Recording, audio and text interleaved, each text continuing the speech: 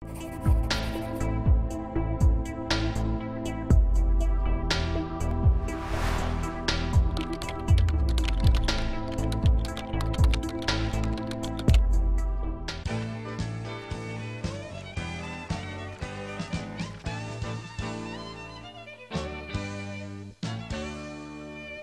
الله الرحمن الرحیم. السلام علیکم ورحمت الله وبرکاته. خدای دې وکړي چې جوړ روغ اوسئ ګرانو لیدونکو زده کوونکو.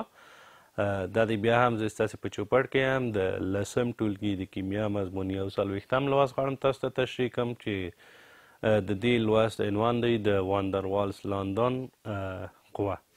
یعنی مونږ په دې درس کې د لاندون او واندروالس کوم قوه چې تشریح شوې ده هغه غواړو تاسو ته بیان کړو، او د دې درس په پای کې مو هیله دا ده چې تاسو دغه قوه په پوره ډول په اړه معلومات ترلاسه کړئ او کوم مالیکولونو کې چې دا شتون لري هغه هم تاسو په ګوته کولی وشئ.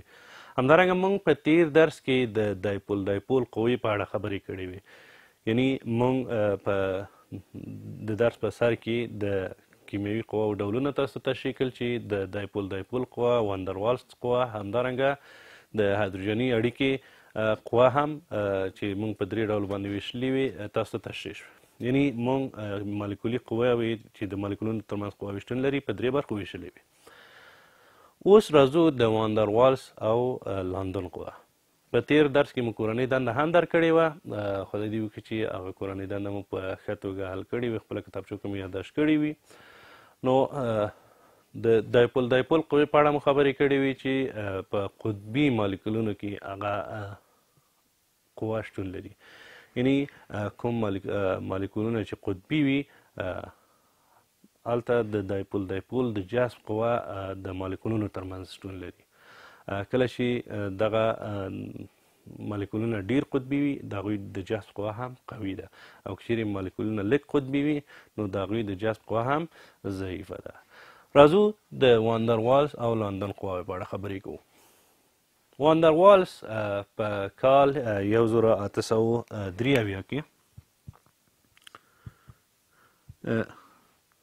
کله چې ګازونه مطالعه کول، واندروالس د غازاتو په اړه ډېرې څېړنې کړې وې چې په کیمیا کې راغلي، وروسته به انشاءالله هغه د غازاتو په اړه به هم خبرې وشي.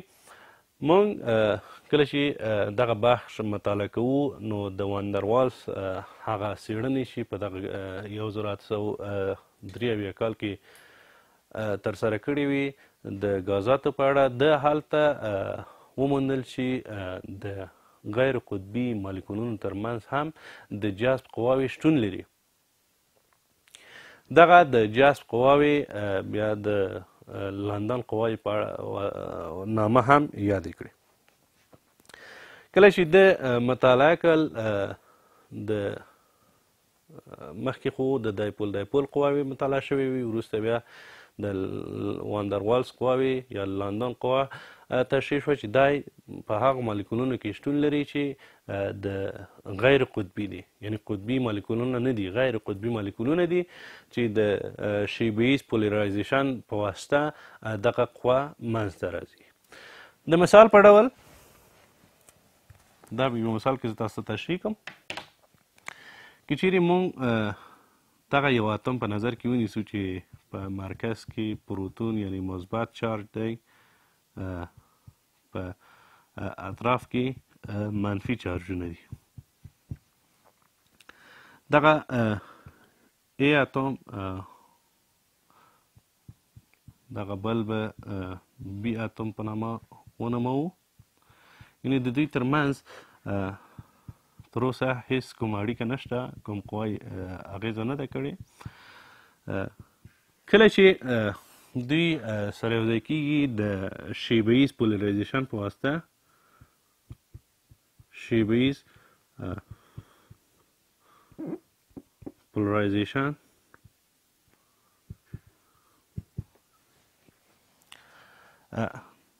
کله چې دوی سره نږدې کېږي، یعنې دغه اتمونه په حرکت راځي، د اهتزاز نه وروسته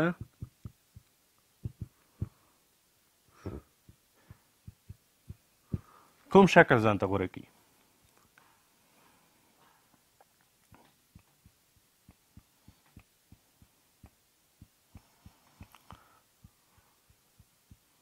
په څنګ کې چې کوم مالیکول دی هغه هم دلته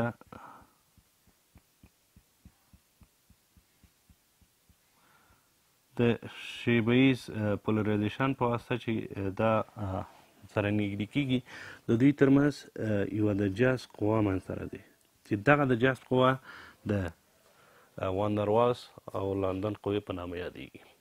یعنی کله چې دوه اتمه په نظر کې ونیسو A اتم او B اتم د دوی هغه تاسو پوهېږئ چې هسته یا مثبت چارجونه په مرکز کې دي او دغه اتم په اطراف کې حرکت کوي الکترونونه.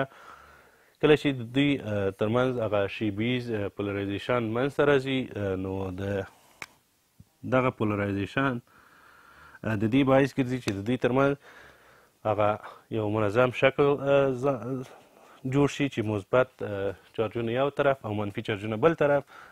دلته د جذب قوه منځته راځي چې دغه د جذب قوه د واندروالس قوې په نامه یادیږي. د واندروالس یا لندن قوې باندې چې کوم اغیزمن لاملونه دي هغه د مالیکولونو حجم دی.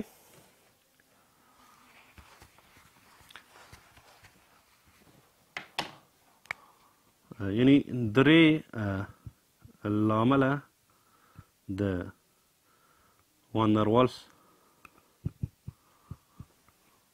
قوې باندې اغیزه لري.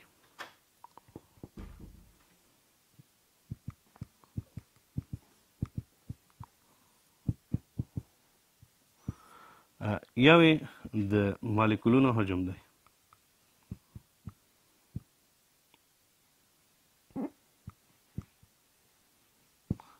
بل د مالیکولونو کتله ده. بل د مالیکولونو د تماس سطحه ده.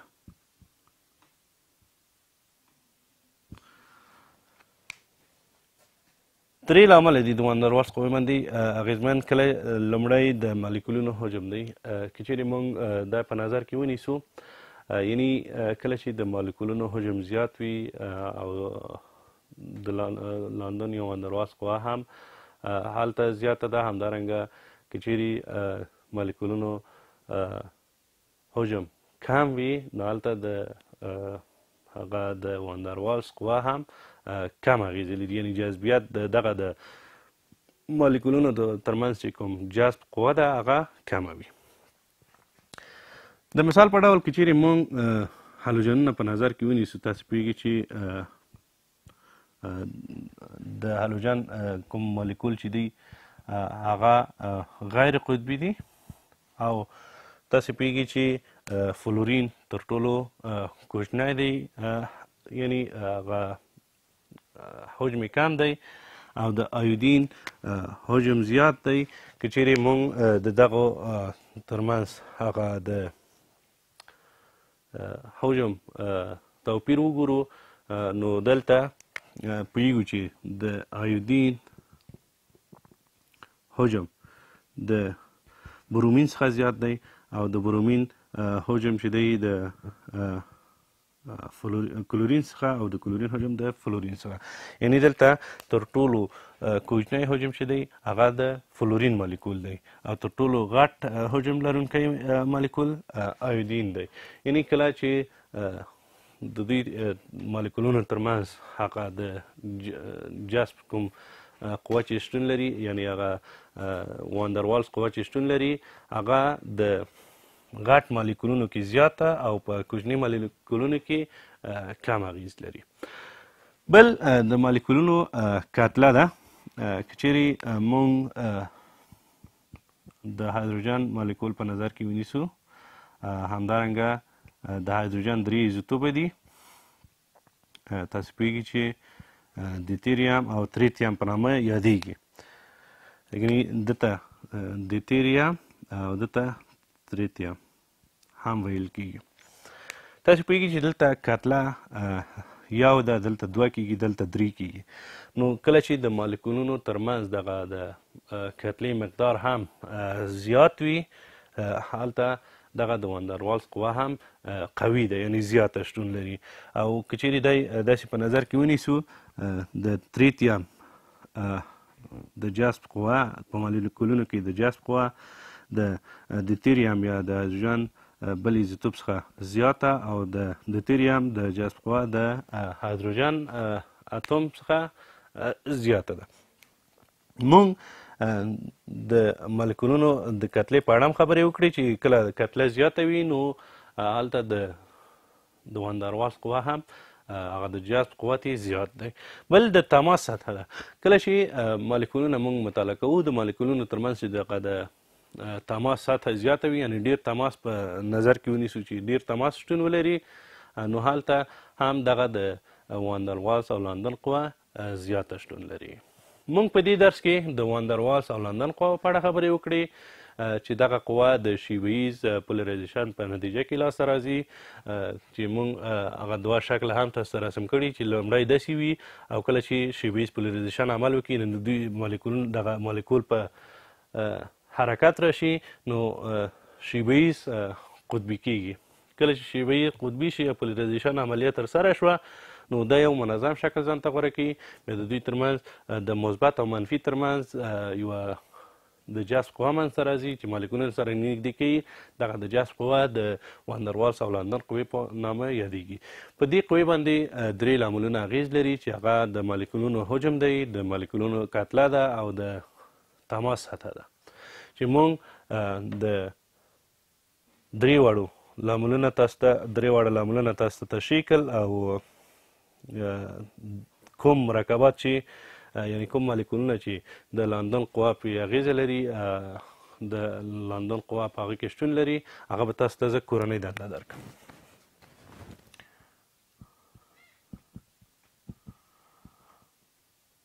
په کومو مالیکولونو کې د لاندن قوه شتون لري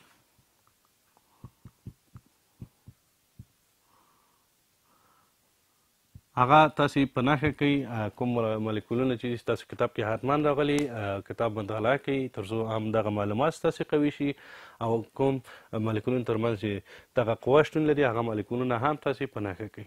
نو ستاسو کورنۍ دنده مو هم تاسو ته ولیکله یعنې په کوم مالیکولونو کې دغه د لاندن قوه شتون لري هغه ولیکئ.